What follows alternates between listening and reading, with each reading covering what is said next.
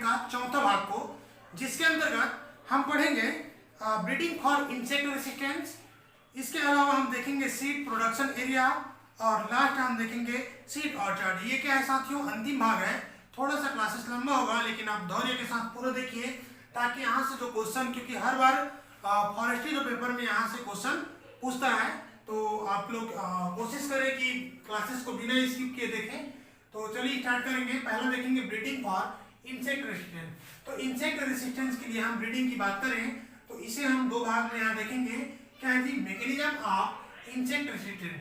तो insect resistance की mechanism की बात करें तो इसमें हम देखिए 4 पोर्शन में पढ़ेंगे।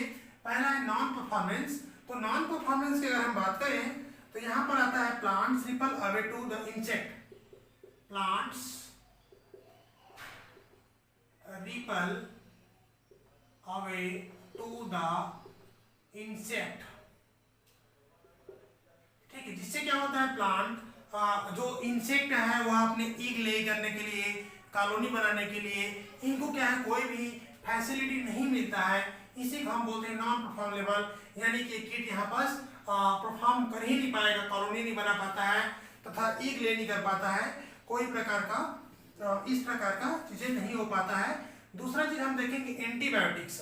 तो एंटीबायोटिक्स हम देखिए adverse effect on adverse effect on development and reproduction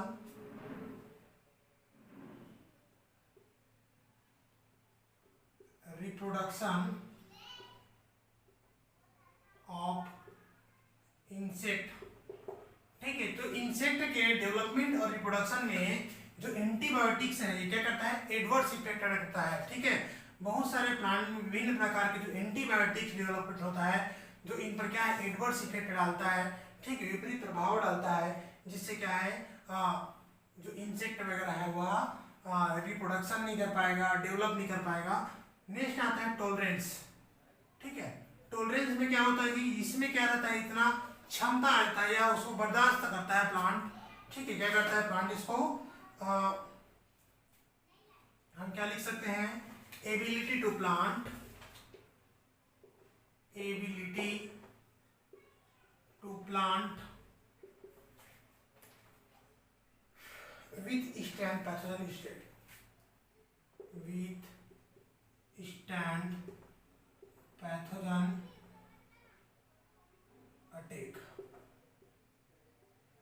ठीक है, तो पैथोजन अटैक के खिलाफ ये क्या करते हैं, खड़े रहने के लिए क्या करते हैं, ये एबिलिटी, इसमें प्लांट में क्षमता रहता है कि पैथोजन के जो अटैक होता है, जो भी पेस्ट आता है उसकी अटैक को क्या कहते हैं, सहन करने का क्षमता रहता है, उसे क्या बोलते हैं, टॉलरेंस। नेक्स्ट आता है अवॉइडेंस। अवॉइडेंस का मतलब क्या है, सीधा अवॉइड करना। ठीक है, तो हम यहाँ पर लिख सकते हैं स्टॉप ऑफ प्लांट, स्टॉप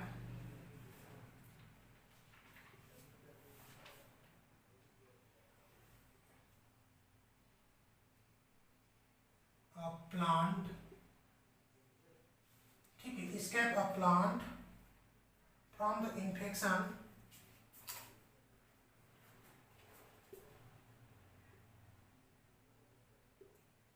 ठीक, इसको क्या करता है, ये क्या करता है, पूरा अवॉइड कर देता है। ठीक, escape कर देता है। ठीक है, बट यहाँ पर कोई प्रकार का ट्रू रेसिस्टेंस नहीं होता है। ठीक है, इसका अवॉइड करने के चक्कर में कभी कभी प्लांट भी क्या होता है, डेथ हो जाता है। तो यहाँ पर हम नहीं कर सकते कि ट्रू रेसिस्टेंस करके। नेक्स्ट आता है क्या बोलेंगे जी, नेचर ऑफ इंसेक्ट रेसिस्टेंस। तो हम नेचर की बात करें इंसेक्ट रेसिस्टेंस की तो यहाँ पर हम 3 प्रकार का रेसिस्टेंस देखने को मिलेगा। एक होता है मॉर्फोलॉजिकल, दूसरा फिजियोलॉजिकल और तीसरा आता है बायोकेमिकल। तो देखें हम मॉर्फोलॉजिकल रेसिस्टेंस में तो प्लांट में अपने विभिन्न प्रकार के जो मॉर्फोलॉजी है, जैसे कि अगर हम देखें, ठीक है, तो यहाँ पर हम क्या कर सकते हैं, यह क्या रेफर करता है, डिफरेंट मॉर्फोलॉजिकल फॉर्म। जैसे कि हम क्या कर सकते हैं, थिक बार का। ठीक है, जैसे क्या लिख सकते हैं, थिक बार का,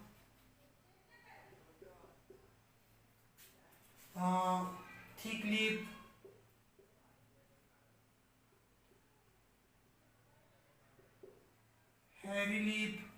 ये सब विभिन्न प्रकार के जो मॉर्फोलॉजिकल जो फॉर्म जो प्लांट में आपको देखने को मिलेगा, ये क्या करता है, जो इंसेक्ट को रोकने का काम करता है। ठीक है, जैसे जो थिक लीफ है, या हम यहाँ पर देखेंगे एक चीज में छूट गया है, कलर लीफ। ठीक है, क्या आता है, कलर लीफ। तो कलर लीफ क्या रहता है, ठीक है, जो ग्रीन लीफ है, ग्रीन लीफ पर कौन अटैक करता है, जो तितली वगैरह है, जो जितने भी जो चूसने वाले हैं, ठीक है, एफिड्स वगैरह है वह, तो ये ग्रीन लीफ को लोग रेफर करते हैं। लेकिन जो कलर लीफ है उन पर वो क्या करते हैं, अटैक नहीं करते हैं। ठीक है, इसके अलावा जो हेरी थिक बार का है, तो थिक बार पर आसानी से इंफेक्शन नहीं हो पाएगा।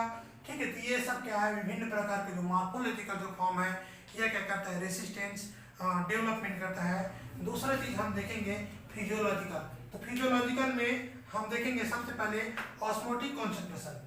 ठीक है, सबसे पहले क्या है, हाई ऑस्मोटिक कॉन्सेंट्रेशन।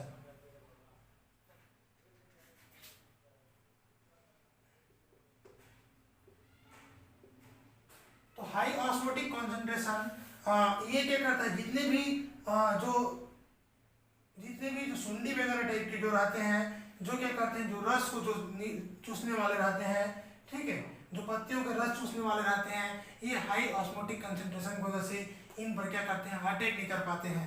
ठीक है, इसके अलावा आता है जितने भी जो सकिंग पेशेंट, जो सकिंग जो पेस्ट है, ठीक है, किसको रोकता है, ये सकिंग पेस्ट को, सकिंग पेस्ट को ये रोकने का काम करता है, हाई ऑस्मोटिक कंसंट्रेशन जो लीफ में रहता है। ठीक है, इसके अलावा आता है गमी एक्सीडेंट्स। ठीक है,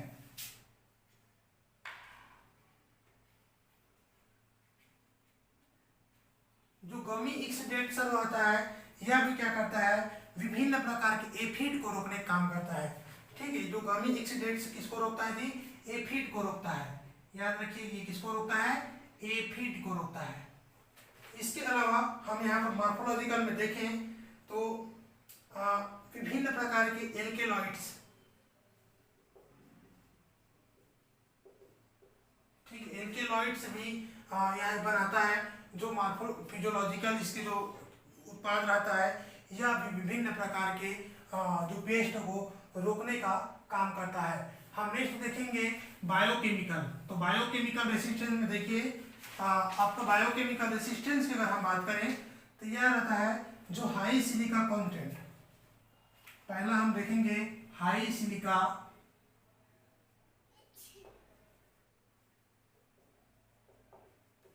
तो हाई सिलिका जो कंटेंट रहता है, ये क्या करता है, जो बीरर जो अटैक है, जो लीफ बीरर रहते हैं, लीफ बोरर है, उनको क्या करता है, रोकने का काम करता है, जो हाई सिलिका कंटेंट रहता है वो।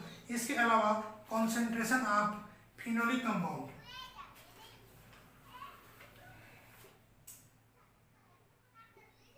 फिनोलिक,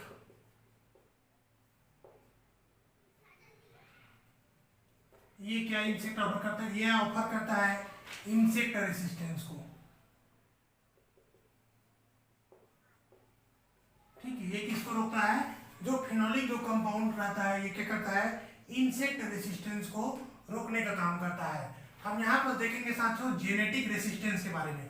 तो जेनेटिक रेसिस्टेंस में पिछले क्लास में बताया था, ओलिगोजीन्स ये स्पेसिफिक को रोकता है, जबकि पॉलीजीन ये जनरल रोकता है। ठीक है, जबकि साइटोजीन्स जो रहता है, इसके साइटोप्लाज्म में क्या जेल रहता है। इसका जब डिटेल आपको देखना है, समझना है, तो मेरा पिछले जो क्लासेस है, जस्ट इसके पहले वाला क्लासेस है, उसमें हम क्या करते हैं, जो डिसीज रेसिस्टेंस में वहां पर हम इसको पूरा पढ़े हैं। नेक्स्ट हम देखेंगे method of breeding for resistance. तो ब्रीडिंग रेसिस्टेंस में भी हम पिछले जो क्लासेस में सारा चीज को पढ़े हैं, पहले सिलेक्शन करते हैं, फिर उसका इंट्रोडक्शन कराएंगे जहाँ पर पहले से नहीं था वहाँ, फिर क्या करेंगे, हाइब्रिडेशन कराते हैं, लास्ट में जेनेटिक इंजीनियरिंग के थ्रू हम क्या करते हैं, जो डिजायर जो कैरेक्टर है उसको डेवलपमेंट कराते हैं। तो इस प्रकार से हम इसको पढ़ते हैं। नेक्स्ट आते हैं साथियों इसका लिमिटेशन। ठीक है, तो लिमिटेशन देखने से पहले एक बात देख लीजिए, ब्रीडिंग फॉर इंसेक्ट रेसिस्टेंस की अगर हम बात करें तो इंसेक्ट रेसिस्टेंस में हम यहाँ पर दो भाग में यहाँ देखेंगे, जो मैकेनिज्म ऑफ इंसेक्ट रेसिस्टेंस और क्या है नेचर ऑफ इंसेक्ट रेसिस्टेंस। तो मैकेनिज्म में हम नॉन परफॉर्मर, यहाँ पर क्या करता है, जो इंसेक्ट को परफॉर्म करने से रोकता है। ये जो प्लांट का जो क्या कहते हैं, विभिन्न जो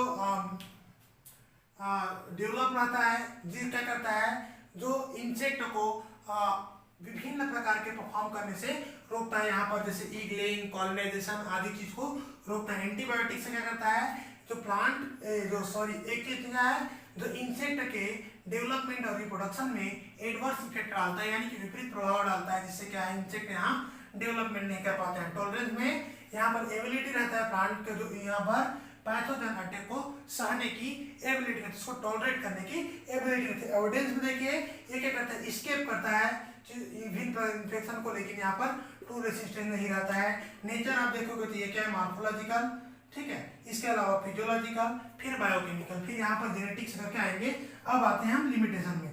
तो लिमिटेशन में आप देखिए ये क्या करता है, विभिन्न प्रकार जो अनदर जो पेस्ट के लिए क्या करता है, ससेप्टेबल होता है, मतलब ये क्या करता है, अन्य जो पेस्ट के लिए संवेदनशील हो सकता है। अगर हम इस प्रकार रेसिस्टेंट डेवलपमेंट किए हुए प्रॉपर इंसेक्ट के लिए या प्रॉपर पेस्ट के लिए, तो ये क्या करता है, अन्य के लिए क्या होता है, ससेप्टेबल या संवेदनशील हो सकता है। हम देखेंगे कुछ समय क्या होता है, ये क्वालिटी को क्या करता है, डिक्रीज कर देता है। समटाइम क्या करता है, क्वालिटी को डिक्रीज कर देता है, प्रोडक्शन क्वालिटी को। कभी कभी क्या होता है, ये क्या देखिए जो वर्क है ये बहुत ही लॉन्ग टर्म प्रोग्राम है, जो क्या करता है, जो बहुत ही ज्यादा क्या है, खर्चीला है। इसमें क्या है, बहुत ज्यादा आप फाइनेंशियल सपोर्ट की जरूरत होती है। हम नेक्स्ट देखेंगे साथियों सीड प्रोडक्शन एरिया के बारे में।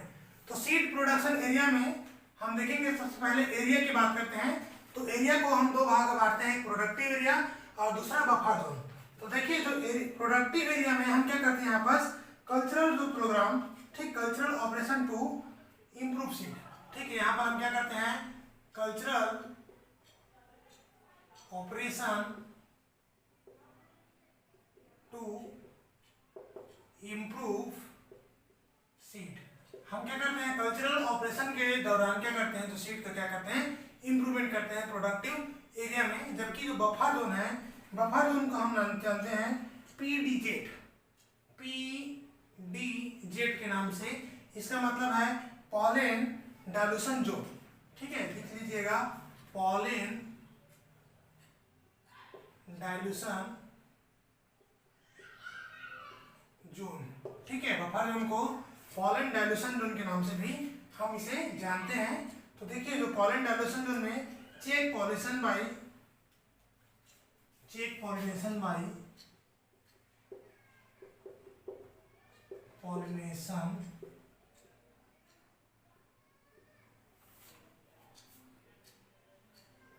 लेस डिजायरेबल लेस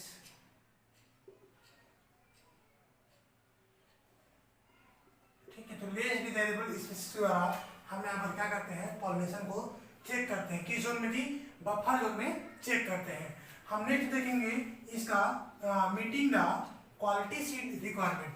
तो हम यहाँ पर देखेंगे जो क्वालिटी सीड रिक्वायरमेंट के लिए जो मीटिंग की बात करेंगे, तो यहाँ पर हम दो प्रकार की, एक होता है इमीडिएट सीड रिक्वायरमेंट और दूसरा है लॉन्ग टर्म सीड रिक्वायरमेंट। तो पहला हम देखेंगे जो इमीडिएट सीड रिक्वायरमेंट की बात करें, यहाँ पर हमें सीड रिक्वायरमेंट कहीं पर भी एफॉरेस्टेशन जो प्रोग्राम कराते हैं, हम कहीं पर जो वनारोपण करते हैं एफॉरेस्टेशन प्रोग्राम के लिए, हमें क्या इमीडिएटली जब सीड की रिक्वायरमेंट होती है, तो उस दौरान उसकी हम पूर्ति करने के लिए सीड का जो कलेक्शन करते हैं, हम क्या करते हैं, जो अच्छे जो फिनोटाइप है, अच्छे इंडिविजुअल है, उसके बीच क्या करते हैं, कलेक्शन करते हैं। तो हम यहाँ पर क्या लिख सकते हैं जी, सीड कलेक्शन from good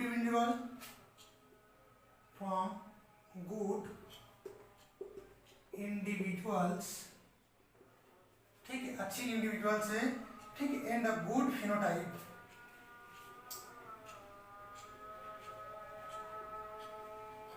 तो इन्हीं के आधार पर हम क्या करते हैं, यहाँ जो इंडिविजुअल से हम क्या कर देंगे, सीड का कलेक्शन करते हैं, ठीक है। सीड फ्रॉम यहाँ पर हम क्या करते हैं, जो इन्हीं के आधार पर हम क्या करें, इमीडिएट रिक्वायरमेंट में हम क्या करेंगे, सिलेक्शन करते हैं। सीड का सिलेक्शन कहाँ से करते हैं, कलेक्शन कहाँ से करेंगे, जो अच्छी इंडिविजुअल है, अच्छे जो ट्रीज है, जिसका अच्छे फिनोटाइप है, उसी का हम क्या करेंगे, कलेक्शन करते हैं, ठीक है। यहाँ पर जो सीड क्या रहेगा, अच्छे जर्मिनेशन क्वालिटी का रहेगा, अच्छे क्वालिटी का रहेगा, उसी का कलेक्शन करेंगे। जबकि लॉन्ग टर्म सीड रिक्वायरमेंट की अगर हम बात करें, तो यहाँ बस हमें जो काफी पहले से पता है कि हमें सीड है तो ऐसे इस टाइम में हम सीड को जो प्लांट को हम क्रॉस ब्रीडिंग कहाँ अपने बगीचा में, ठीक है, ओचार्ट में हम अपनी इसका करा सकते हैं। ठीक है, तो यहाँ पर हम क्या लिख सकते हैं, seed requirement, seed requirement can be meet out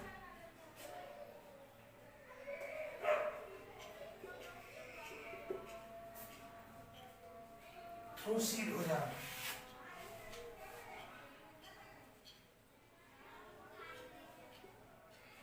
ठीक है, तो हम अपने यहाँ पास बगीचा में, क्योंकि अपने बगीचा में गार्डन मिल जा करके सीड ओचार्ट में, जो सीड ओचार्ट है बगीचा है, ठीक है, वहाँ पर हम क्या कर सकते हैं, इसका मीटिंग करके हम अच्छे क्वालिटी का क्या कर सकते हैं, सीड रिक्वायरमेंट की पूर्ति कर सकते हैं। जबकि करंट इमीडिएट रिक्वायरमेंट रहेगा तो हम अच्छे क्वालिटी के सीड का क्या करेंगे, कलेक्शन करके लाएंगे, अच्छे फिनोटाइप के, है ना। आप लोग भी किए होंगे कि जो अच्छे अच्छे पेड़ दिख रहे हैं या अच्छे वेजिटेबल्स का सीड को आप लोग रखते हैं, ठीक है, लगाने के लिए। उसी प्रकार से भी हम फॉरेस्ट इंप्रूवमेंट में इमीडिएट सीड रिक्वायरमेंट की बात करेंगे। तो इमीडिएट सीड रिक्वायरमेंट में हम क्या करेंगे, जो अच्छी इंडिविजुअल का बीज को कलेक्शन करते हैं। जबकि यहाँ पास हम जो पहले से लॉन्ग टर्म रिक्वायरमेंट है, तो हम यहाँ पास क्या करते हैं, जो सीड ओचार्ट है वहाँ पास मीटिंग करके, ठीक है, हम वापस लेके प्राप्त करते हैं। इसका जो ऑब्जेक्टिव देखेंगे साथियों, उद्देश्य, तो देखिए, produce in the collection improvement as well good quality of seed. ठीक है, हम यहाँ पर जो इम्प्रूवमेंट करेंगे, क्या इम्प्रूव करेंगे, गुड क्वालिटी ऑफ सीड का क्या करते हैं, प्रोडक्शन करना और कलेक्शन करना, इसका पहला उद्देश्य है। दूसरा है to improvement germinative quality of seed. हम यहाँ पर दूसरा चीज क्या है, जो सीड की जर्मिनेटिव क्वालिटी है, ठीक है, आपके पास कितना भी सीड रहेगा, वो अच्छा से जर्मिनेशन नहीं होगा तो कोई मतलब का नहीं होगा। तो इसका दूसरा उद्देश्य है कि जनरेटिव जो क्वालिटी है उसे इम्प्रूव करने का, ठीक है, जर्मिनेटिव क्वालिटी का क्या करते हैं, दूसरा उद्देश्य है।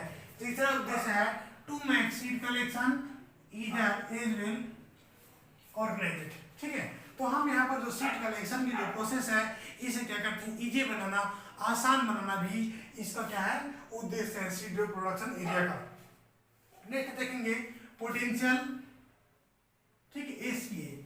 ठीक है, तो पोटेंशियल जो एसपीए की अगर हम बात करेंगे, ठीक है, तो यहाँ पर देखिए, इसका हम देखेंगे जो पॉइंट को, तो पहले देखिए ओरिजिन ऑफ सीड। ठीक है, जो सीड प्रोडक्टिव एरिया का क्या क्षमता होना चाहिए, ठीक, एसपीए को लिख लीजिएगा, seed productive area, seed productive area. ठीक है, इसी को हम क्या बोलते हैं, एसपीए, सीड प्रोडक्टिव एरिया की अगर हम बात करेंगे, तो पहला चीज क्या है, origin of seed from weak stand. जो स्टैंड है, ग्रोवन शुड बी नोवन। ठीक है, जिस स्टैंड की जो सीड हम ले रहे हैं उसके क्या है, जो ओरिजिन शुद्ध का क्या है, जानकारी होनी चाहिए। दूसरा है large number of good phenotype, जो अच्छे जो फिनोटाइप है, अच्छी इसका जो मॉर्फोलॉजी है, ये क्या है, बहुत ही लार्ज नंबर में होना चाहिए। नेक्स्ट हम देखेंगे bear sufficiently quality of seed. इसमें जो बीज जो धारण करेगा, ठीक है, धारण करेगा वो क्या है, सफिशिएंट, अच्छे जो क्वालिटी का सीड होना चाहिए। नेक्स्ट हम देखेंगे नो इन्वायरमेंटल लिमिटेशन, कोई प्रकार की पर्यावरणीय यहाँ पर बाध्यता नहीं होना चाहिए, तब जाकर के आपका जो सीड जो इम्प्रूवमेंट किए हैं, सीड जो प्रोडक्शन किए हैं, उसका क्या है, कोई जाकर के वैल्यू रहेगा। इसमें इन्वायरमेंटल लिमिटेशन रहेगा तो वह सीड आपका ज्यादा उपयोगी नहीं साबित होगा। नेक्स्ट है no pest disease animal attack. ठीक है, इनमें ये भी होना चाहिए कि इसमें कोई प्रकार के डिसीज, पेस्ट, एनिमल के जो अटैक से ये क्या बचना चाहिए। हमने देखेंगे ऑपरेशन लाइन, ठीक है, पीडीजेड, ठीक है, यानी कि जो पॉलन डाइल्यूशन जोन, ठीक है, जो बफर जोन है, operation line, PDZ zone, establishment weeding thinning should be possible. तो यहाँ पर जो बफर जोन है, वहां पर हम क्या कर सकते हैं, जो निराई गुड़ाई, थिनिंग वगैरह है, उस काम में क्या है, संभव होना चाहिए, तब जाकर के तो सीड प्रोडक्शन एरिया में हम कर सकते हैं। हम सीड प्रोडक्शन एरिया में ही देखेंगे establishment and treatment of seed stand. तो सीड स्टैंड की इस्टेब्लिशमेंट और ट्रीटमेंट के बारे में अगर हम बात करें, तो किस प्रकार इसका इस्टेब्लिशमेंट एंड ट्रीटमेंट किया जाता है। तो पहला देखिए डेलिनेट एरिया ऑफ सुपीरियर स्टैंड, जो सुपीरियर स्टैंड का जो डेलिनेट एरिया है। दूसरा क्या है, रिमूव इंफीरियर ट्री। ठीक है, जो इंफीरियर ट्री है उसको क्या कर देता है, रिमूव कर दिया जाए। ठीक है, तो इंफीरियर और सुपीरियर यानी कि जो कमजोर जो वृक्ष है, जो इंफीरियर जो ट्री है, उसको क्या करते हैं, रिमूव कर दिया जाता है। नेक्स्ट हम देखेंगे C grade thinning should be carried out. ठीक है, जो सी ग्रेड प्लांट है, ठीक है, उनको क्या करते हैं, थिनिंग कर देते हैं, उसको थिनिंग करके बाहर निकाल देते हैं। ठीक है, सी ग्रेड जो रहता है उसको बाहर कर देते हैं। नेक्स्ट आता है removal of debris immediately to avoid damage insect disease fire and hazards. अब हम यहाँ पास जितने भी जो डेब्रिज है, जो मतलब जो नुकसान जिसको पहुंचे हैं, जो क्षति पहुंचे हैं, उसको हम जल्दी बाहर निकाल सकते हैं। किसी का जो डैमेज हुआ है, इंसेक्ट डिसीज या फायर या अन्य जो आपदा से जो डैमेज हुए हैं, उसे क्या करते हैं, बाहर निकाल लेते हैं, ताकि उससे अन्य प्लांट को नुकसान ना हो। जो डिसीज वाले हैं उसे हम आइसोलेट कर देते हैं यहाँ से। ठीक है, नेक्स्ट आता है इस्टेब्लिशमेंट ऑफ पीडीजेड। ठीक है, पॉलन डाइल्यूशन जोन क्या करते हैं, इस्टेब्लिशमेंट करते हैं। तो इस प्रकार से हम क्या करते हैं, इस्टेब्लिशमेंट करते हैं, ट्रीटमेंट एंड सीड स्ट्रेन को इस्टेब्लिशमेंट ट्रीटमेंट करते हैं। ठीक है, ताकि मतलब कोई प्रकार की यहाँ से जो प्रोडक्शन हो सीड की, वो हमें क्या है, अच्छे क्वालिटी का हो। इसीलिए यहाँ पास हम कोई भी यहाँ पर जो डिसीज है या सी ग्रेड प्लांट है या इंफीरियर प्लांट है, ऐसे चीजों को हम बाहर निकाल लेते हैं। यहाँ पर सिर्फ हम सुपेरियर स्ट्रेन को ही यहाँ पर क्या करते हैं, रखते हैं, ताकि हमें जो प्रोडक्शन जो हो सीड का, वो क्या है, अच्छे क्वालिटी का हो। अब हम आते हैं एडवांटेज इसका, क्या क्या इसका लाभ है। तो एडवांटेज में देखिए, seed can be manage, can be specially. ठीक है, जो सीड जो है उसे हम क्या करते हैं, जो मैनेज मतलब क्या करते हैं, स्पेशली क्या कर सकते हैं, यहाँ पास मैनेज कर सकते हैं।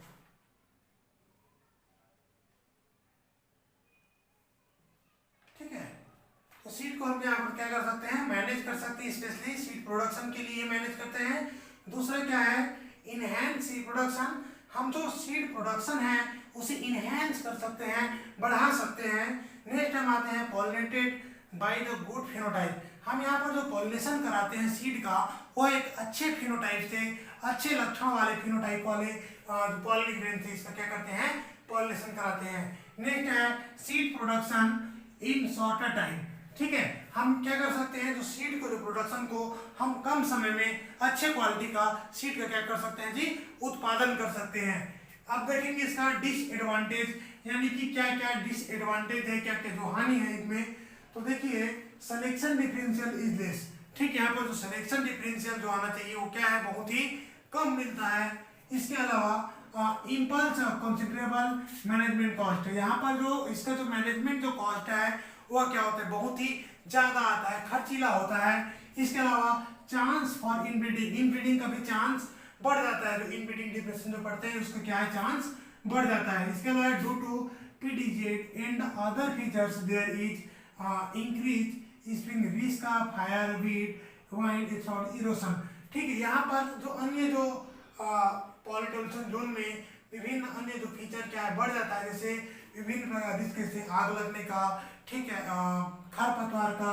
इसके अलावा हवा के थ्रू जो सॉइल का जो इरोशन है यह भी बढ़ने का खतरा रहता है। ये सब इससे क्या है, हानि है। हम नेक्स्ट देखेंगे साथियों सीड ऑर्चार्ड। सीड ऑर्चार्ड यानी कि बीज के बगीचा, जहां से हम सीड का प्रोडक्शन करते हैं। अच्छे क्वालिटी के सीड के लिए हम क्या करते हैं, सीड ऑर्चार्ड का निर्माण करते हैं। इसके बारे में हम देखेंगे। तो सीड ऑर्चार्ड का सबसे जो पहला पॉइंट में हम देखेंगे इसका टाइप को। तो हम यहाँ पर दो प्रकार के सीड ऑर्चार्ड देखते हैं, क्लोनल सीड ऑर्चार्ड और दूसरा है सीडलिंग सीड ऑर्चार्ड। ठीक है, तो क्लोनल सीड ऑर्चार्ड में राइजेड फ्रॉम सेलेक्टेड क्लोन्स, यहाँ से जो सेलेक्टेड जो क्लोन्स है उसको हम क्या कर सकते हैं, प्राप्त होता है, यहाँ से राइज होता है।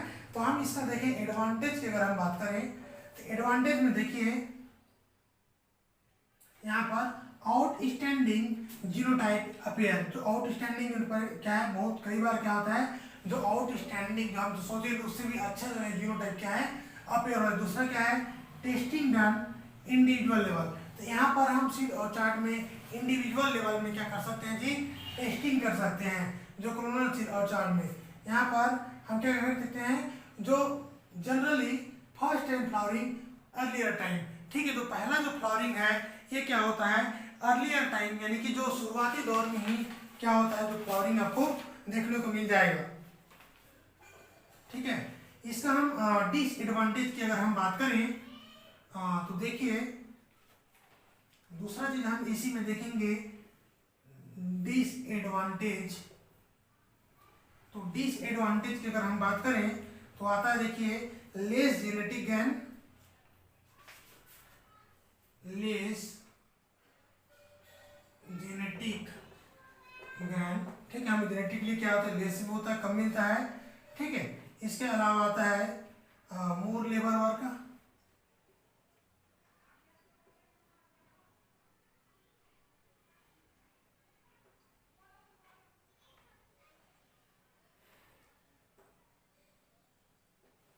और इसके अलावा है vegetative propagation is difficult, vegetative propagation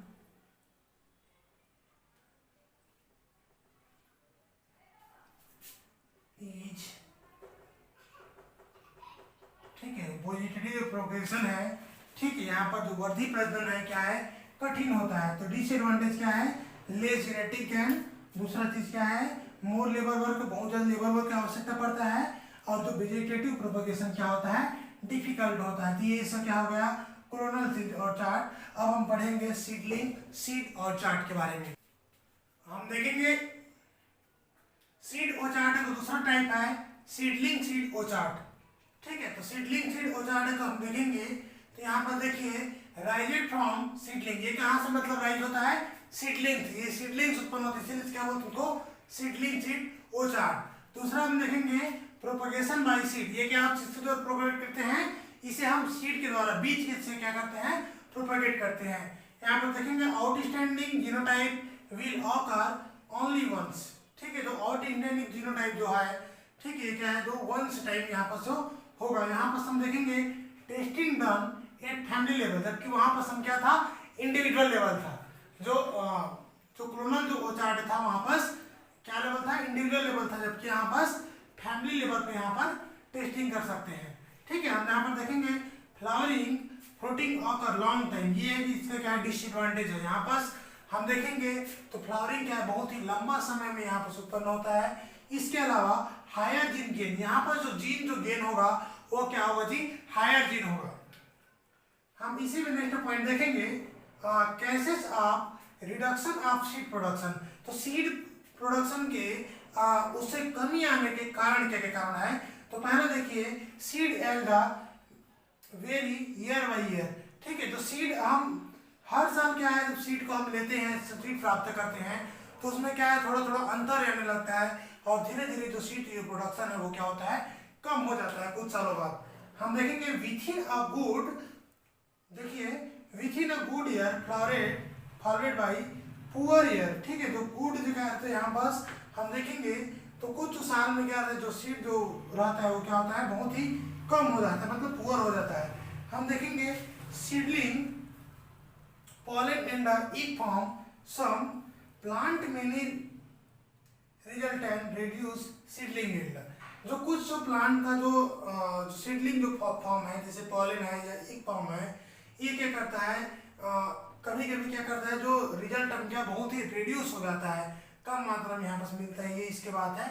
हमने देखेंगे disease in the paste animal attack. तो इनमें क्या है कि जो डिसीज पेस्ट एनिमल की जो अटैक आता है जिसकी वजह से भी क्या होता है हमारा जो उत्पादन है वो क्या होता है कम हो जाता है, जो सीड प्रोडक्शन है वो कम हो जाता है। इसके अलावा है इन्वायरमेंटल प्रॉब्लम, पर्यावरणीय जो प्रॉब्लम है, पर्यावरण के विभिन्न प्रकार के हमारा जो चेंजेबल इन्वायरमेंट है उसकी वजह से क्या है जो सीड प्रोडक्शन क्या है कमी आती है।